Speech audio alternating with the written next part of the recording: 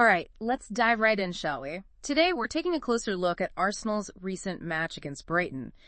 You sent over 3 really interesting sources, Goal.com, Arsenal.com, and Sky Sports, and it looks like each one highlights something different, which is fantastic. Yeah, we've got a good mix. We do. So Goal.com seems to be focusing on the player ratings, while Arsenal.com, of course, has their detailed match report. Makes sense. And then Sky Sports, well, they're really zeroing in on this controversial penalty decision that apparently everyone's been talking about. Yeah, it was a pretty strange one. But before we even get to that, just the fact that we have a teenager breaking records and a penalty call that left everyone baffled, it sounds like this match was anything but ordinary. It definitely wasn't. And, starting with that draw, it was a real setback for Arsenal's title hopes. Oh, for sure. Goal.com even calls it costly. Right from the start. And they're not wrong. Yeah, where does this leave them? So they're 5 points behind Liverpool now. 5 points, okay. And here's the kicker.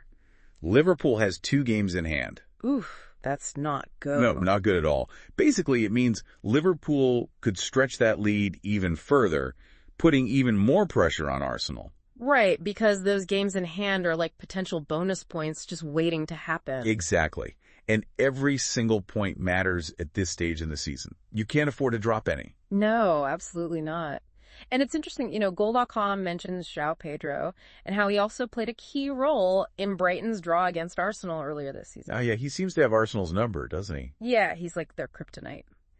But let's shift gears for a second and talk about Ethan Nwaneri. The young star. Yeah. Arsenal.com goes into detail about his performance, especially the fact that he's only 17 and he's scored in 2 consecutive Premier League starts.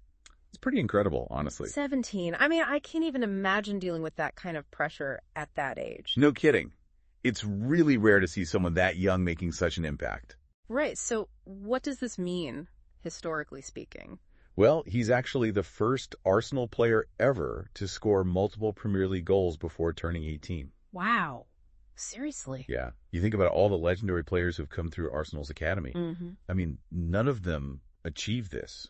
That's mind-blowing. It is. It makes you wonder what his potential really is. And it's not just luck, right?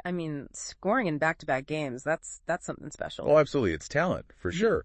And Arsenal.com talks about how composed he is in front of goal, his movement, all signs of a player far beyond his years. They kind of make it sound like he's playing chess while everyone else is playing checkers. Yeah, there's a maturity to his game that you just don't expect at that age. You mentioned other young stars who kind of burst onto the scene, like Rooney, Owen. Do you see any similarities there with Nwaneri? There are definitely some parallels, especially in terms of their early success and that fearlessness they have on the pitch.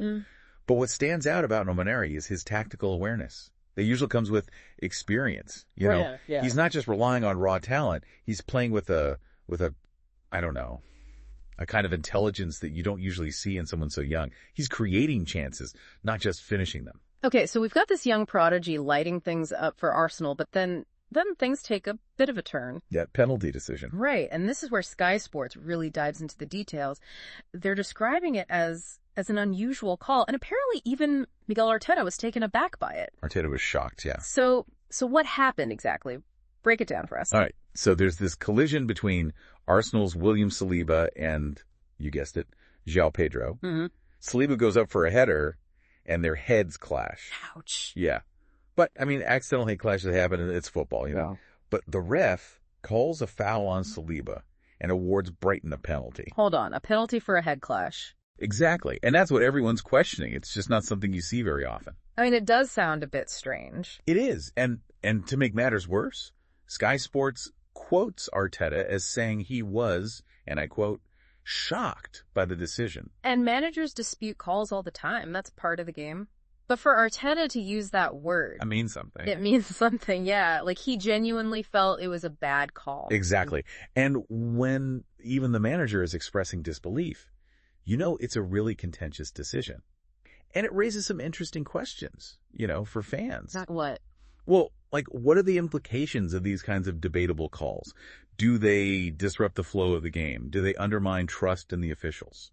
Right, because those are the guys who are supposed to be impartial. Exactly. Yeah. And these are things that impact the overall integrity of the sport. Yeah, it makes you think about the human element in a game that's trying to be as objective as possible. It does. Okay, well, speaking of the human element, let's talk about how Joao Pedro actually dealt with this penalty.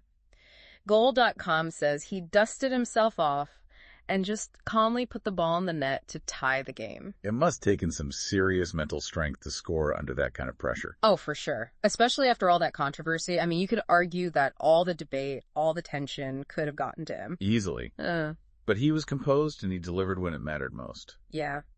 It's interesting. On one hand, you have this young Arsenal player breaking records, so much promise for the future. Right. And then you have Joao Pedro, who keeps, I don't know, like haunting Arsenal in the present.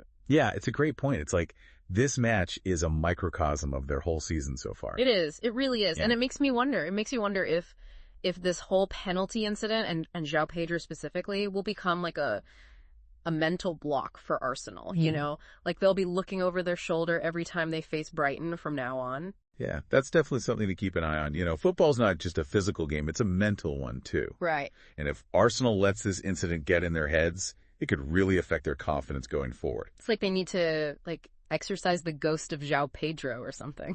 Oh. But okay, enough about penalties and ghosts. Let's zoom out a bit. Look at the bigger picture. Arsenal.com's match report mentions that they're actually unbeaten in their last 10 league matches. Yeah, that's pretty impressive. It is. So that's got to be a positive, even with this draw. Oh, absolutely. Right. It shows resilience, consistency. Those are essential qualities for any team that wants to win the title. Right. It means they're learning how to grind out results even when they're not playing their best, which is huge. And they did try to, change things up in the second half, right? Arsenal.com mentions Arteta bringing on Gabriel Martinelli. Yeah, and that was a big moment for him because it was his 200th appearance for the club. Wow, 200. Yeah, that's quite a milestone, especially for someone who's still pretty young. It is. And I think it shows how much Arteta trusts him. Oh, for sure. You know, Martinelli's a dynamic player. He can really change a game with his pace and directness. So bringing him on was definitely a tactical move to try and inject some energy back into the team. Okay, so we've talked about the team performance, but what about individual players? Goal.com has their player ratings up, and it's interesting to see how they assessed everyone. They gave Nwaneri a 7 out of 10. Oh, bad. Not bad at all. They praised his finishing, his movement. I mean, for a 17-year-old. Yeah, fantastic. It is. And you know what? It's always interesting to see how these rating systems actually work. Right. They give you like a snapshot of individual performance. Yeah. But you always have to remember that they are subjective. What one person might see as a 7, someone else might see as an 8. Right, totally. So it's just one piece of the puzzle. Exactly. You can't judge a player based on just one match rating. No, of course not. But for Nwaneri to be putting in performances that are getting him 7s and above, Yeah. that's pretty remarkable. Yeah, at 17, it definitely is. It is. And you know, Goal.com also gave Joao Pedro an 8. Of course they did. Of course. Highlighting his goal, his overall impact on the game. That Joao Pedro factor, it just keeps popping up. He's everywhere.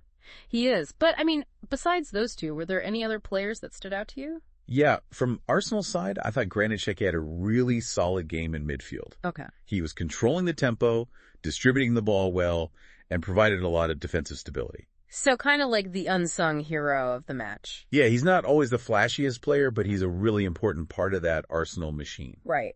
And speaking of looking ahead, Arsenal.com pointed out that they've got a pretty packed schedule coming up. Oh, yeah. A League Cup semifinal against Newcastle. Right. An FA Cup tie against Manchester United. And, of course, the North London Derby against Tottenham. I mean, That's a tough run. it is. It's a lot of high-pressure games in a very short amount of time. It is. It's going to be a real test of their depth and their ability to, compete on multiple fronts. Right. This is where squad rotation and, being tactically flexible becomes really important. So it's going to be really interesting to see how Arteta manages his players through all of this. Yeah. I mean, it's almost like a mini season within the season. Right. And while all eyes are on Arsenal's upcoming challenges, we can't forget about Brighton. Right. Sky Sports mentioned that they hadn't won any of their last 7 matches before this draw. Yeah, that's a long time without a win. It is. Yeah. So, I mean, does this draw against a top team like Arsenal, does that mean anything for them going forward? It could be a turning point for them.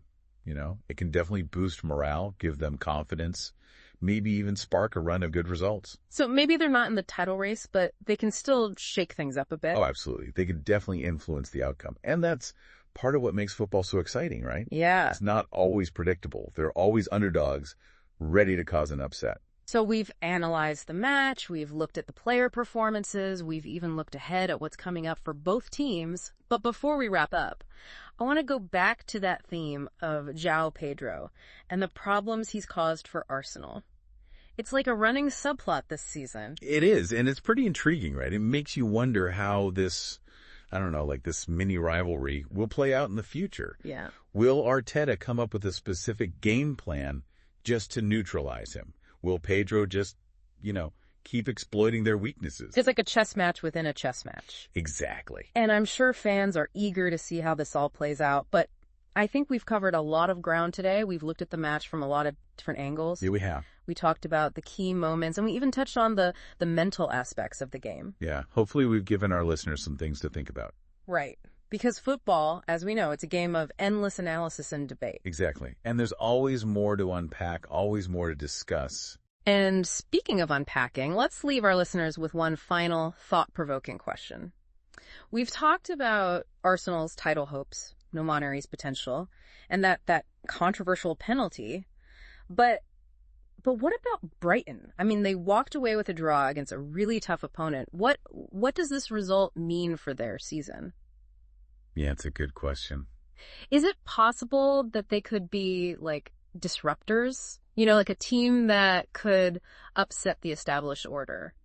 I mean, it's definitely possible. They've shown they can compete with the top teams. Right. They're organized defensively. They've got some creative players in attack, and they're good at, finding weaknesses and exploiting them. And let's not forget, they've taken points off Arsenal twice this season. Exactly. So maybe they're not in the running for the title themselves, but they can definitely influence who wins it. It's like they're the wild card in the deck. Yeah, and that's part of what makes football so compelling, right? You just never know what's going to happen. Right. There are always those underdogs ready to shake things up. Exactly. And it keeps you guessing, keeps you on the edge of your seat. So we've really broken down this match. We've looked at it from all these different angles, looked at all the details, and hopefully we've given you some interesting things to think about. I think we have. And for those of you who want to go even deeper, definitely check out the full articles on goal.com, arsenal.com, and Sky Sports. There's a lot of great info there.